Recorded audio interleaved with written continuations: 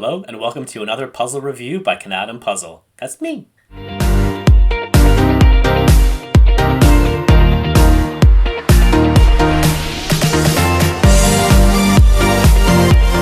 Today I'll be covering the Canadian puzzle brand Villager Puzzles. This brand has been growing rapidly over the past year and I finally got to try a few of their puzzles. In this series, I'll be reviewing puzzles every time I try a new brand or if a specific brand is requested, but I will never do a review without trying it first. And everything in these reviews are my honest opinion. Whether a puzzle is given to me as a gift or specifically requested, I will do my best not to mislead any of the viewers the best that I can. Make sure to click subscribe so you can see how this review series develops, as well as everything else that's posted on this channel. And please leave a comment below letting me know what you think about the reviews. If you agree with my opinion or disagree with it, or have suggestions on what I should also include when I'm reviewing this, or what isn't really that important and I can take out. Now, I really want Canadian brands to do well, being based in Canada myself, and I've heard good things about this puzzle brand. But how does it hold up once we take everything into consideration? Let's look into it.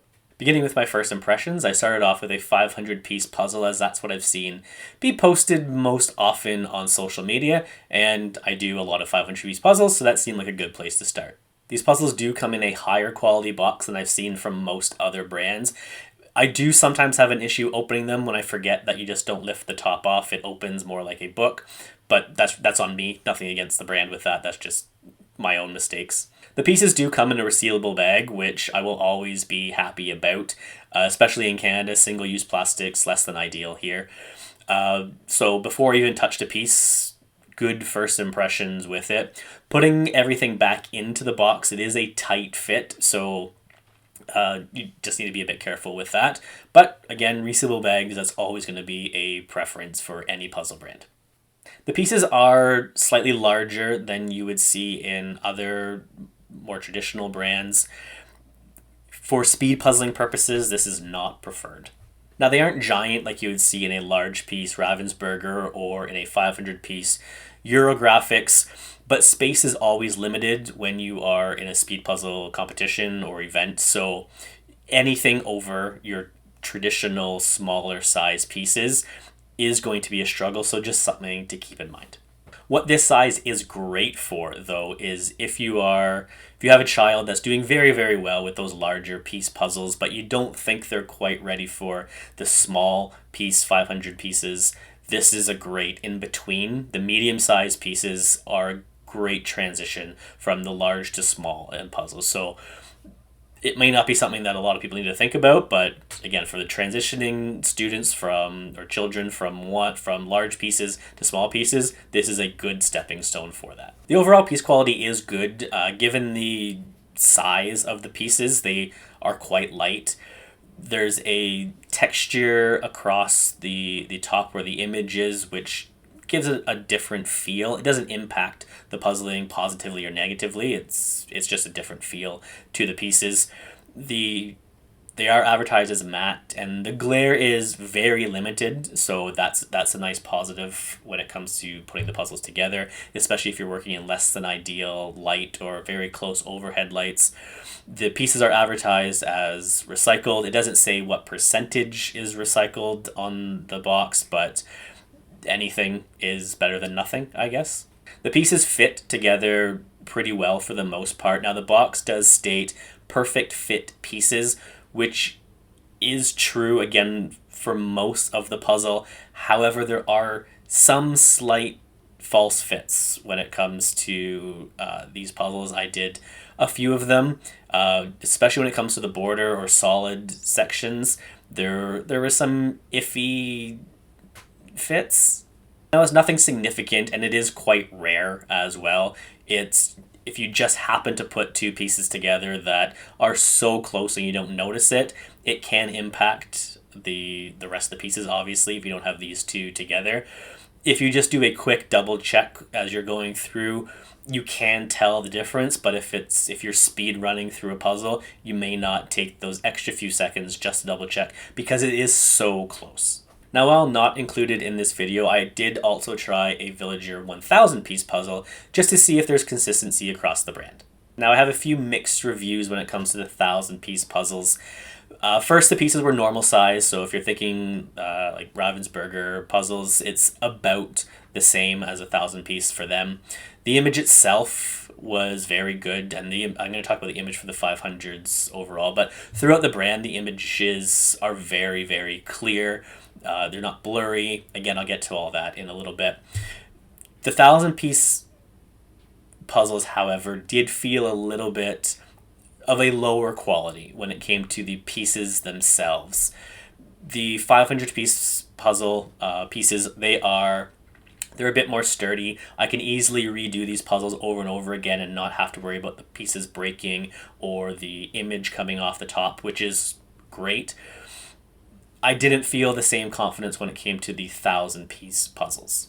Now, I have been told that this might be because the 1,000 piece puzzle I did was one of their original runs, so quality will develop and change over time, which is understandable. I've not tried one of the new 1,000 piece puzzles, so I can't definitively say if they are to the similar quality as the current 500 pieces.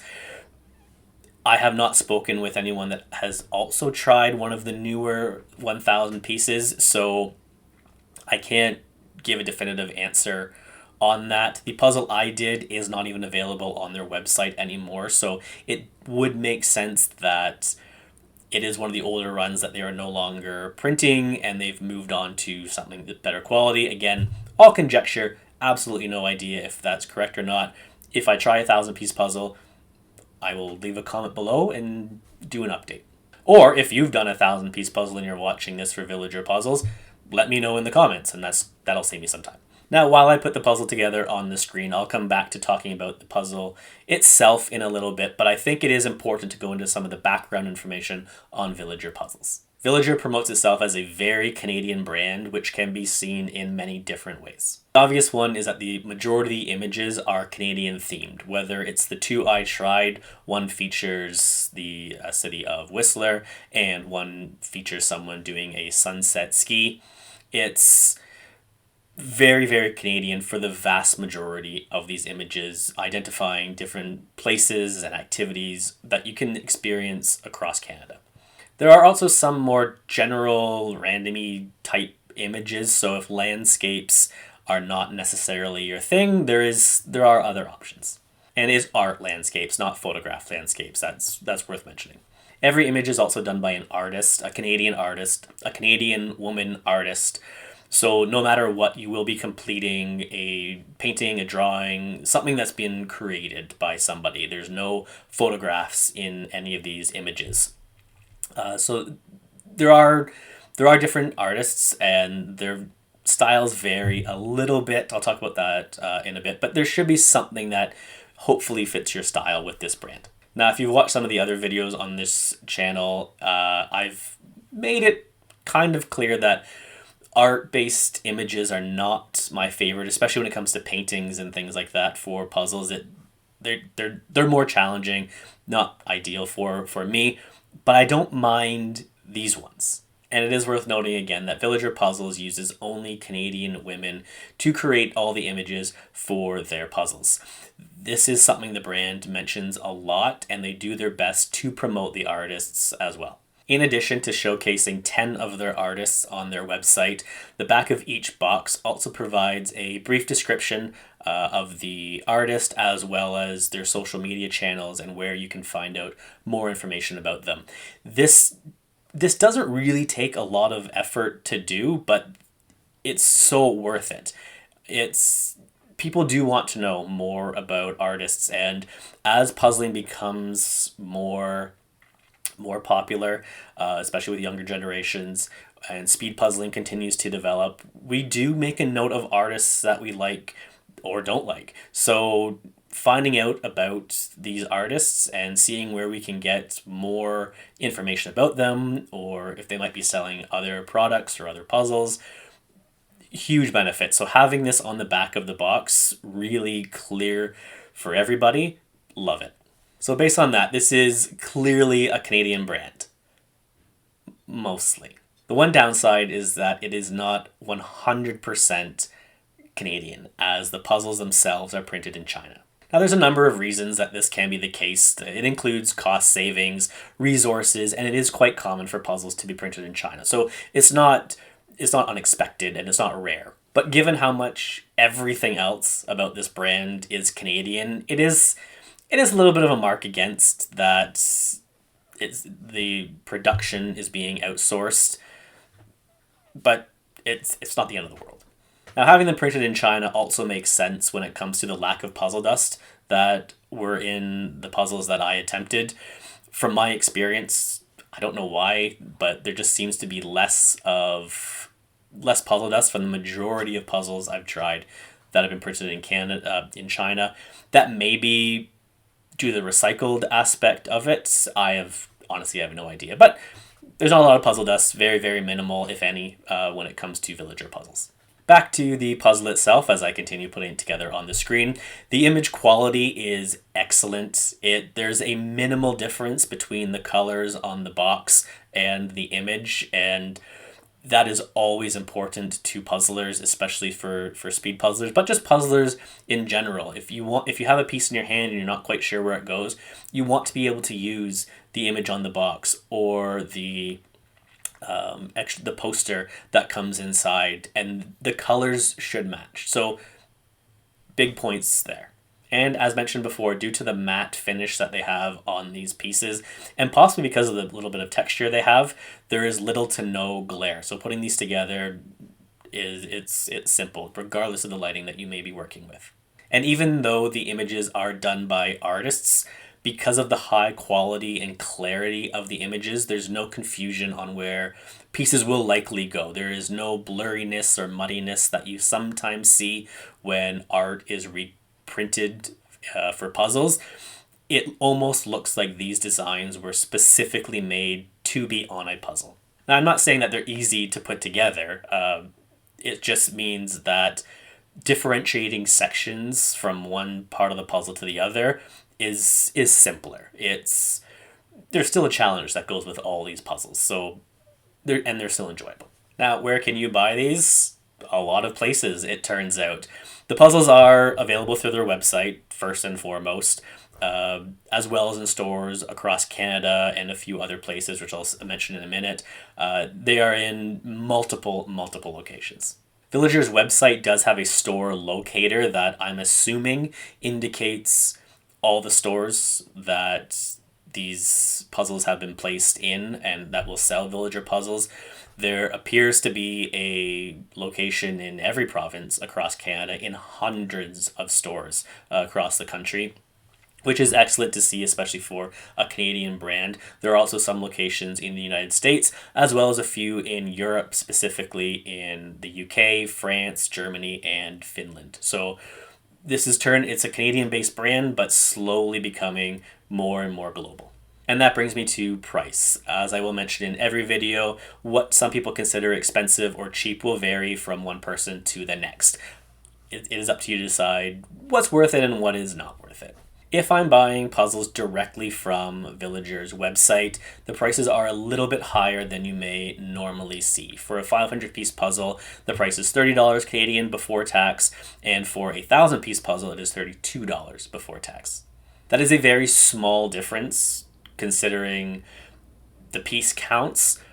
However, with the 500 pieces being slightly larger, the overall dimensions between the two puzzles are fairly similar. The 1,000 pieces it's still a bigger puzzle, but there isn't a huge discrepancy on the amount of materials being used. So I can see why the prices are similar.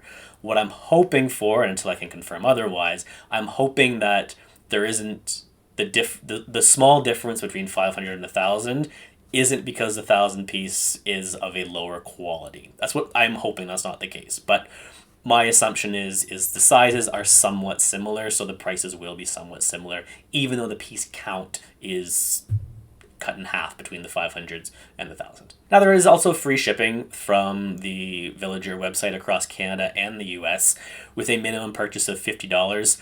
There is no puzzle on there that's cheaper than $30, so that essentially means you need to buy two puzzles. And it's very easy to buy two puzzles. And they also include bundle packs as well, which I think is very clever for them to do at discounted rates. So there's plenty of options that you can look into, but hitting that $50 mark is going to be very, very easy. So the slightly higher price point probably takes into consideration the fact that shipping is always going to be included for this across Canada and the US. So you don't need to worry about extra charges being added on for shipping. So it's a little bit more expensive. Shipping's included, essentially. Now, if you're shipping outside of Canada, there will be an additional cost with that. It's about the cost of an additional puzzle. So as I mentioned before, there are stores in a lot of different locations. See if there's something close to you, especially if you're in one of the 4 European countries I already mentioned. There's other ways to get the puzzles if you don't want to worry about the shipping costs. It is also worth noting that Villager Puzzles advertises that they pay their artists based on the sales of the puzzles. So if the price is increased and I know that's where the money is going, I'm okay with that. The more authentic artists and actual artists we have contributing to puzzles, the better. The less AI artificially designed images that are out there, again, the better we're doing. So if we need to spend a little bit more money to promote proper artists, great. I'm okay with that. Now, again, you can purchase these puzzles from other locations. In Canada, our largest puzzle store is Puzzles Canada. So looking at their website, the prices for these puzzles are $2 cheaper for both the 500 and 1,000 pieces. I'm contributing that to the $2 probably goes towards the shipping costs that Villager is doing directly through their website. That's fine. If you're really looking to save money, I guess you can look somewhere else, another different website. But as I mentioned, use a store locator on the Villager website. See if there's a local store close to you. Help support a Canadian puzzle business while helping to support a local business. Now, as I come close to finishing the puzzle on this screen, I just want to say that I did enjoy putting these puzzles together. The 2 500s that I did, I know I'm going to be trying a few more in the future. If you're not into speed puzzling, understandable, but they're relaxing puzzles to put together. They're not super challenging. There's enough of a challenge that you'll still enjoy it, but the images they're calming, they're clear, they're just nice puzzles. So very happy with those. Back to the 1,000-piece puzzle, though, the one that I did, it was Mushroom Forager. It was a lot more challenging in certain areas with that. There is a bit of a grind with the larger puzzles. So if you're looking for shorter puzzles to do, the 500 pieces are nice. The larger one that I did, like I said, a bit more of a grind, but there's different puzzles out there for everybody. Now, no puzzle review is complete without doing a pickup test, and instead of just picking up the entire puzzle, I will do 4 separate pickup tests. Starting off with pickup test number 1, these are the weirdly shaped sections. It's very rare you'll have a perfectly rectangle or square section, so we need to test everything. Starting off with this oddly shaped section, as long as I am careful and pick this up slowly and evenly across all the different points, it will stay together. Any sudden movements, I know these pieces are going to come apart. Pickup test number 2 is a small rectangular section. Similar to the odd shape test, I did have to be very careful when picking these up. You will see on this screen that I had to do a couple of attempts. The pieces did come apart if I tried to pick it up too quickly. So it is struggling a little bit to get a nice easy pickup for these smaller sections. For pickup test number 3, this is the large section. I tried it twice, once with an edge attached and one without.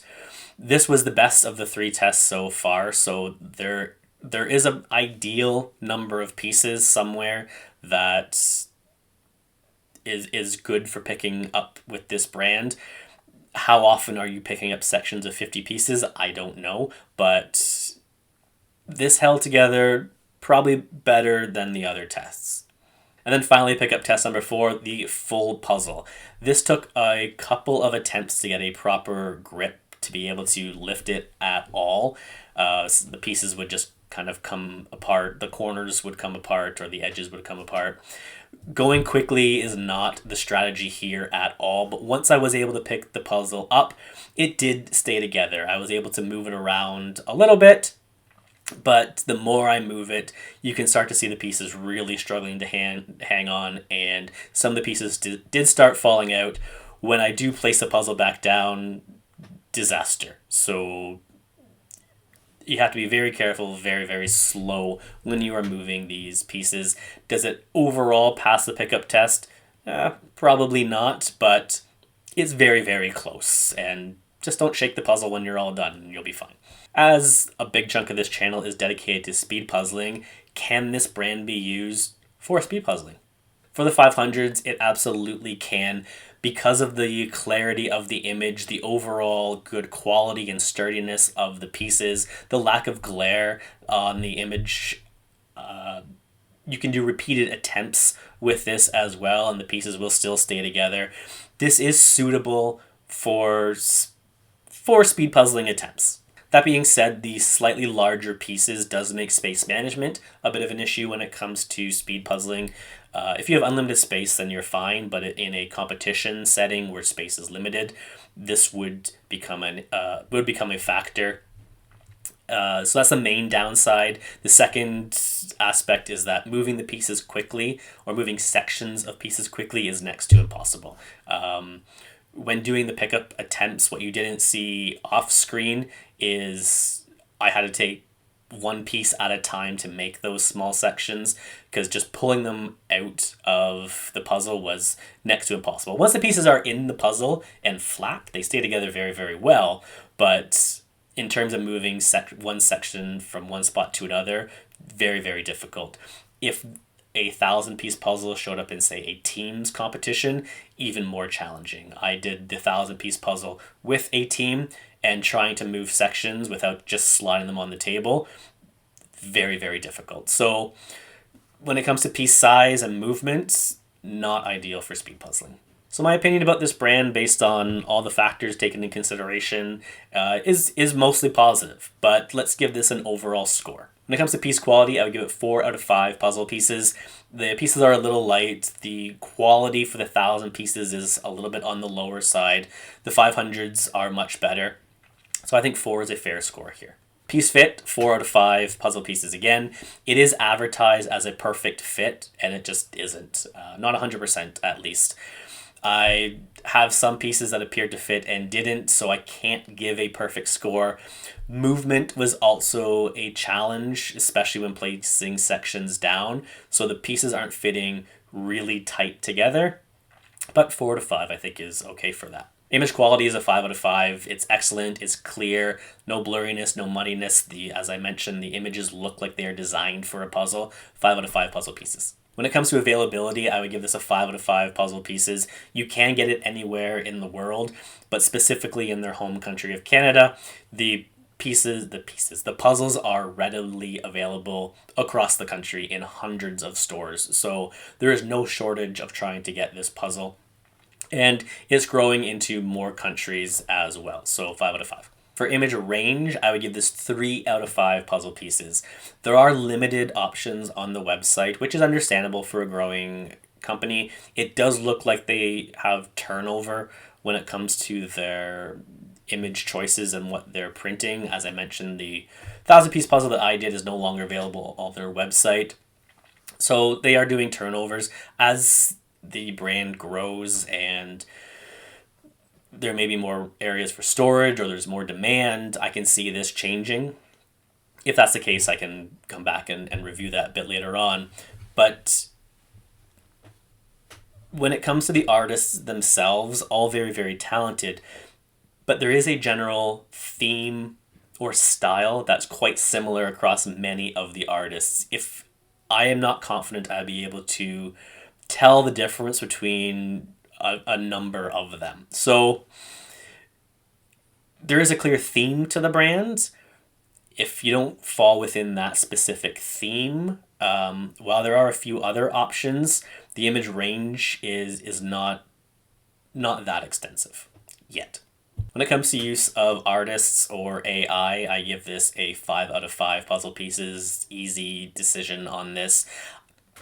Kind of. I did go back and forth a little bit, but I was trying to figure out, if I didn't give it 5 out of 5, what would I need to see to get it to 5 out of 5? And I couldn't come up with a reason. So 5 out of 5 puzzle pieces on there. The artists are promoted. We know they are real artists. There is clearly no artificial intelligence being used when it comes to these designs, which I am a huge, huge fan of.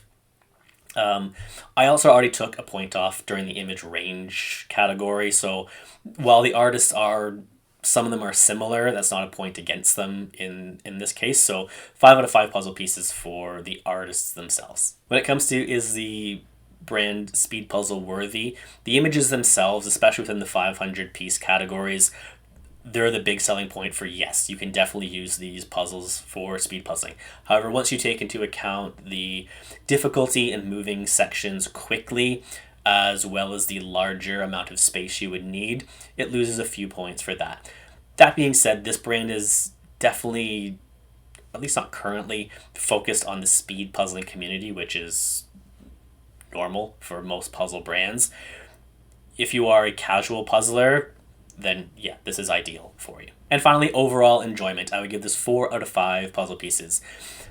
I'm really leaning into the 500 piece puzzles that I did for this score. If I really took into account the 1,000 piece, I might move down to a 3 out of 5. But I'm going to give the benefit of the doubt that that was an early run. That being said, if I do try a 1,000 piece, a new version of their, a new printed version, and it's still the same, I may need to adjust, but I did enjoy the puzzle. I enjoyed the images, the puzzles that I've seen that I haven't done yet. I'm looking forward to those images as well. I did enjoy speed puzzling through these. Yeah, overall enjoyment, 4 out of 5 puzzle pieces. And if my math is correct, that should be a 33 out of 40 puzzle pieces as the overall score.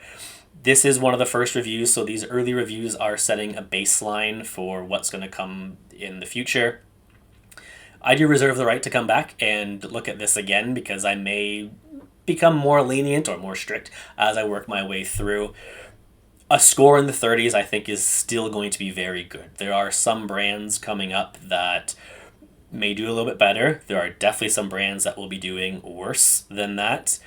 And which one is which? Well, you'll have to subscribe to find out. That is it for this review. Let me know in the comments if you've tried this brand and what you think about it. Or suggest a brand for me to do in the future. There's so many brands out there. I'm open to trying as many new ones as I can. I plan on doing one of these every few weeks or so make sure to click subscribe so you can see if your favorite brand makes an appearance, or if there's a brand that you're curious about and you haven't tried yet, maybe that shows up on here as well. Coming up next time will be a puzzle brand that is used in the European Jigsaw Jam virtual competitions. It is speedpuzzle.eu. That is it, and until next time, as always, happy puzzling. Bye.